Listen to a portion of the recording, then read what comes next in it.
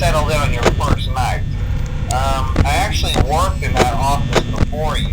I'm finishing up my last week now, as a matter of fact, so I know it can be a bit overwhelming, but I'm here to tell you there's nothing to worry about.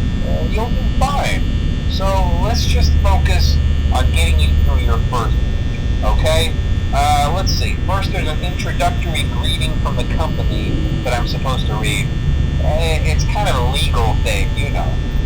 Welcome to Freddy Fazbear's Pizza, a magical place for kids and grown-ups alike, where fantasy and fun come to life. Fazbear Entertainment is not responsible for damage to property or person. Upon discovering that damage or death has occurred, a missing person report will be filed within 90 days or as soon as property and premises have been thoroughly cleaned and bleached and the carpets have been replaced. Blah, blah, blah. Now, that might sound bad, I know, but there's really nothing to worry about.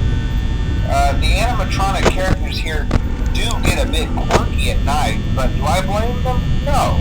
If I were forced to sing those same stupid songs for 20 years and I never got a bath, I'd probably be a bit irritable at night too.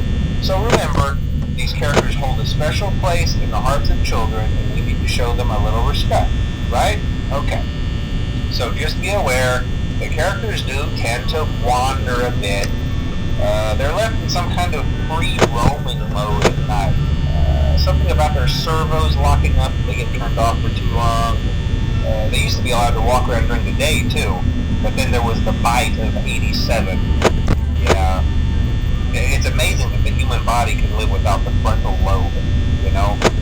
Now, concerning your safety, the only real risk to you as a night watchman here, if any, is the fact that these characters, if they happen to see you after hours, probably won't recognize you as a person.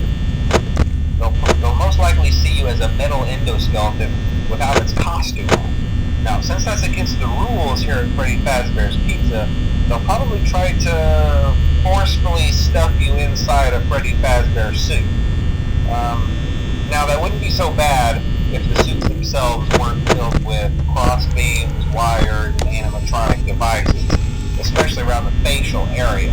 So you can imagine how having your head forcefully pressed inside one of those could cause a bit of discomfort and death. The only parts of you that would likely see the light of day again would be your eyeballs and teeth that pop out the front of the mask. Yeah, they don't tell you these things when you sign up. But hey, first station of the breeze. I'll chat with you tomorrow. Check those cameras and remember to close the doors only if absolutely necessary. Gotta conserve power. Alright, good night.